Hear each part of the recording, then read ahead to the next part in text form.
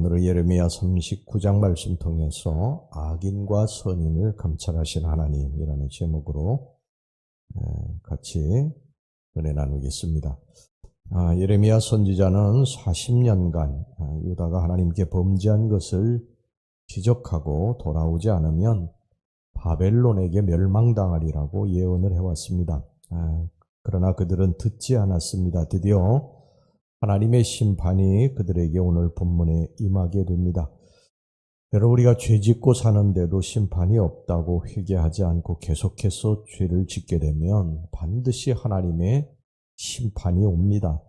노아 시대 때 사람들의 죄악이 관영해서 하나님이 물로 심판하실 것을 결정하셨습니다. 이것을 노아가 알고 그들에게 회개하고 돌아오도록 간절히 말씀을 전했습니다. 처음에는 아마 그들도 죄 짓는 것에 대해서 조심스러웠을 거예요. 혹 심판이 오지 않을까 하는 두려움도 없지 않아 있었을 것입니다. 그러나 한 번, 두 번 자꾸 죄를 짓는데도 아무런 심판이 없게 되자 그 후에는 심판이 있다는 생각도 하지 않고요. 죄를 물먹듯이 범하고 살았습니다. 그러나 하나님의 때가 찼을 때 하나님의 심판이 시작이 됐습니다. 우리는 항상 하나님의 심판이 있다. 하나님의 언젠가 반드시 우리 죄에 대해서 평가할 날이 있다. 이것을 아셔야 됩니다. 내가 죄 짓는 것 하나님이 다 아세요. 모르셔서 넘어가는 것이 아니라 하나님이 기다려주시는 것뿐인 것입니다. 계속해서 하나님이 기다려주시는데도 하나님의 말씀을 어기고 우리가 타락하고 불순종하고 죄 지으면 어느 순간 홀연히 하나님의 심판이 임하게 될 것입니다. 예레미야서 전체가요, 하나님의 심판이 있으니까 빨리 회개하고 돌아오라고 하는 말씀의 반복 아닙니까? 그런데 성경에 보면 하나님이 이렇게 계속 예레미야를 통해서 돌아오라고 말씀하시는데 그들이 돌아오지 않습니다. 그 말을 듣지 않는 거예요. 한 귀로 듣고 한 귀로 흘려 보내는 것입니다. 그런데 결국 그들이 나중에 어떻게 됩니까? 하나님의 심판을 받게 됩니다.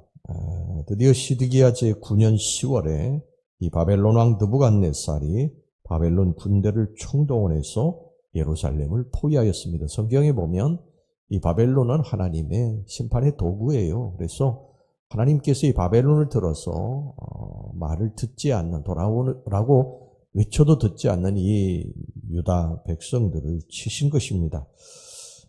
그래서 시드기야 제11년 6월에 마침내 예루살렘이 함락되게 됩니다.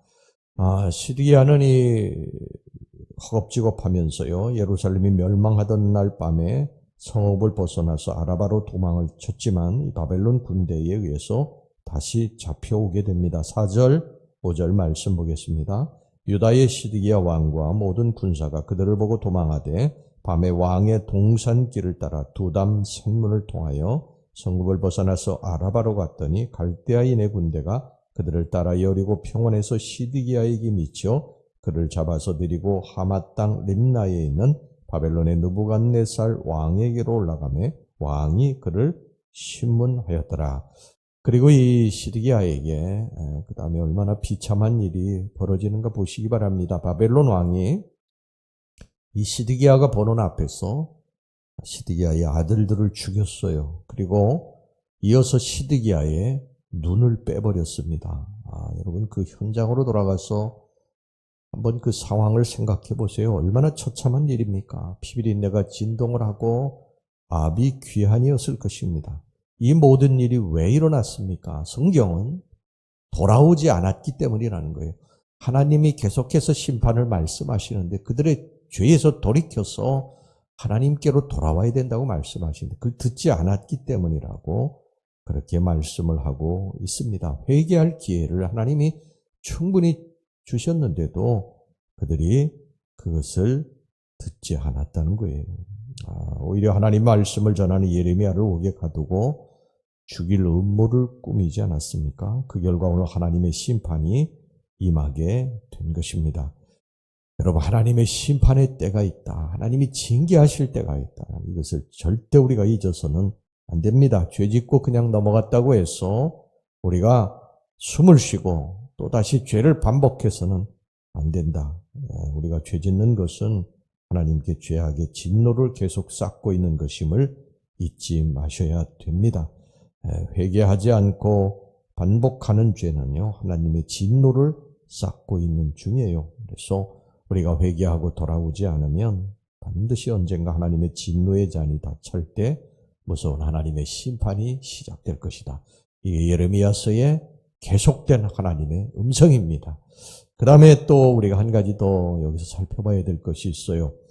오늘 이게 하나님께서 이렇게 바벨론 왕을 통해서 유다 왕 시드기야와 그의 방백들을 심판하신 후에 누구를 돌아보시는가 한번 보시기 바랍니다. 정말 기가 막힌데요. 11절에서부터 14절까지 말씀 봅시다. 바벨론의 느부갓네살 왕이 예레미야에 대하여 사령관 느부사라단에게 명령하여 이르되 그를 데려다가 선대하고 해하지 말며 그가 내게 말하는 대로 행하라. 이에 사령관 느부사라단과 내시장 느부사스반과 궁중장관 느르갈사레셀과 바벨론 왕의 모든 장관이 사람을 보내어 예레미야를 감옥들에서 데리고 사반의 손자 아이감의 아들 그다리에게 넘겨서 그를 집으로 데려가게 하매 그가 백성 가운데에 사니라. 예레미야를 골라내십니다.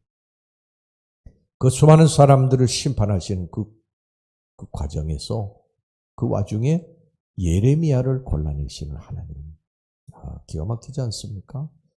그 수많은 사람들의 죄악의 관영한 속에서 하나님 노아를 골라내시지 않으세요? 하나님이 예레미야를 골라내셨어요.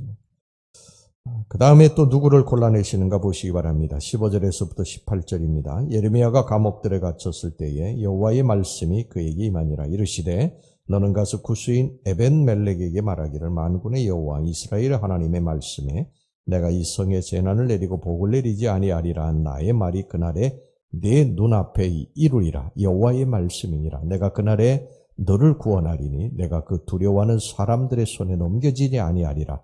내가 반드시 너를 구원할 것인즉 내가 칼에 죽지 아니하고 내가 노량물같이 내 목숨을 얻을 것이니 이는 내가 나를 믿었음이라. 여호와의 말씀이니라 하시더라. 에벤멜렉 이 에벤멜렉을 하나님 또 구원하셨다. 에벤멜렉을 또 주목하여 보시고 그를 골라내신 것입니다. 여러분 에벤멜렉이 어떤 사람입니까? 우리가 전에 살펴보지 않았어요? 예레미야가 바른 말을 했다고 구덩이에 던져서 죽이려고 할 때에 자기 목숨을 돌아보지 않고 왕에게 진언해가지고 예레미야의 생명을 살려주도록 그렇게 한 바벨론 왕궁의 관리입니다. 그러니까 예레미야를 살려주었기 때문에 이 에벤멜렉을 또 하나님께서 골라내신 것입니다. 여러분 하나님이 이렇게 다 보고 계신다. 우리의 선행도 다 보고 계시고 우리의 악행도 다 보고 계신다. 하나님의 눈앞에서 우리들이 살아간다. 하나님 모든 것을 감찰하신다. 시드기야의 악행을 다 보신 하나님은 예레미야와 에벤멜렉의 선행도 다 보신 것입니다. 우리도 마찬가지예요. 우리의 악행도 하나님 다 보시고 우리의 선한 일, 선행도 다 보신다. 하나님의 눈을 피할 수가 우리는 없습니다. 하나님의 눈앞에서 우리가 살아감을 잊지 마셔야 됩니다. 오늘이 하나님의 놀라우신 역사를 우리가 기억하면서 우리가 하나님 앞에 정말 부끄럽지 않게 그렇게 살아가야 될 줄로 믿습니다. 기도하겠습니다. 하나님 아버지,